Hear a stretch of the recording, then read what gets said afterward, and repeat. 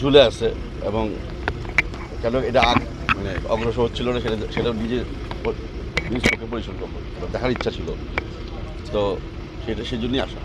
এই এলাকাটা অনেক অপরাধপ্রবণ, সেক্ষেত্রে আপনারা কী ব্যবস্থা নিচ্ছেন?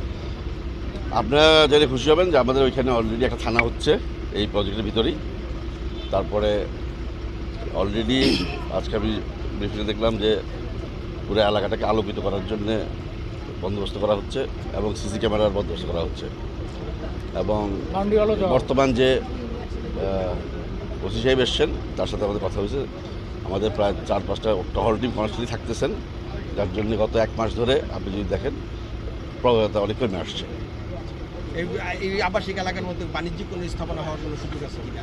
আমরা দেখলাম এখানে কয়েকটা প্লট আছে এখনো, আমরা এখনো মূলত এটা আবাসিক তবে কয়েকটা বাণিজ্যিক প্লট আছে, এখন আমরা সেটা রাজীবকে এখন ছাড়েন। কিন্তু যেই আপনার ক্যাফেটা হয়েছে ওটা কিন্তু বাণিজ্যিক প্লট, ওটা আবাসিক প্লট আমরা যতটুকু জানি। সেক্ষেত্রে এখানে কোথায় এই যে নেট জিরো যে একটা রেস্টুরেন্ট হয়েছে, আমরা এখন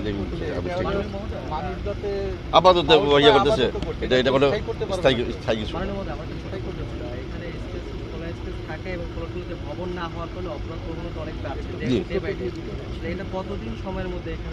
আমাদের টার্গেট নেক্সট 1 ইয়ারের মধ্যে যেন এখানে সবাই বাড়িঘর করতে পারে। আমরা সর্বাত্মক চেষ্টা করতেছি সবার সুবিধা করে দেওয়ার জন্য, সেই জন্যই আসা। Thank you.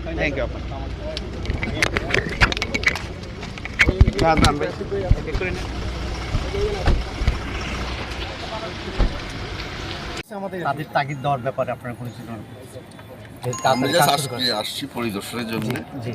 এটা নিয়ে আমাদের প্রাইম মিনিস্টারের একটাই যে আমরা ঢাকার থেকে পূর্বাচল আবাসিক যেমন পূর্বাচল ঝিলমিল তাদেরকে যত তাড়াতাড়ি যেন মানুষজন থাকতে পারে তারা উত্তরা 3rd ফেজ আছে।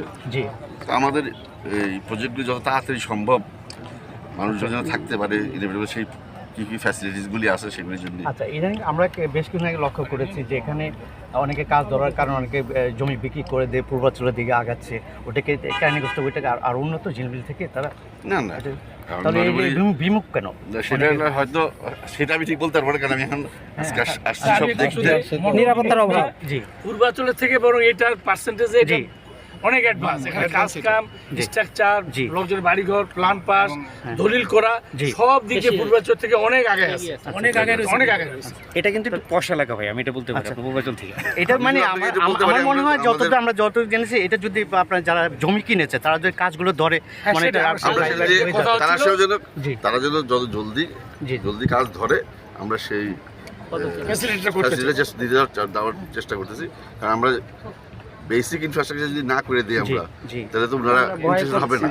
আমরা সেই জিনিসগুলি যেটা বিশেষ করে যেমন স্কুল, তারপরে হাসপাতাল, থানা, মসজিদ, এই যে রাস্তাঘাট, পানি, ইলেকট্রিসিটি, এই জিনিসগুলি ফ্যাসিলিটিটা আমাদের আমরা করে দেওয়ার চেষ্টা করি, তাদের জন্য সবাই উৎসাহ বোধ করে যে তাড়াতাড়ি। আরেকটা বিষয় সেটা হচ্ছে আমরা দেখছি দীর্ঘদিন ধরে আপনাদের ঝিলমিল যে প্রজেক্ট আছে এটা সীমানা প্রাচীর অরক্ষিত, এখানে নানান ধরনের ঘটনা ঘটছে। এটা আপনার যে সীমানা সরকার মাত্র 4 মাসও হয়নি, আমরা 4 মাসের মধ্যে আমরা চেষ্টা করতেছি পূর্বাচল নিয়ে আমরা পূর্বাচল ঘুরে আসছি, ঝিলমিলে আসছি। আমরা চেষ্টা করবো আগামী বছরের মধ্যেই যেন যে প্রবলেমগুলি আছে সেগুলিকে অ্যাডজাস্ট করতে। Thank you.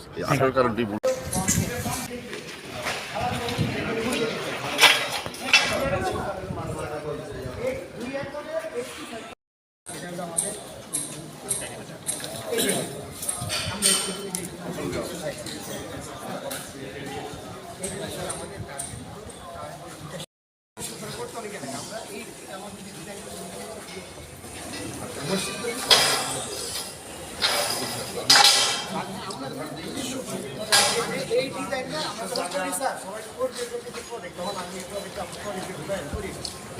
এটা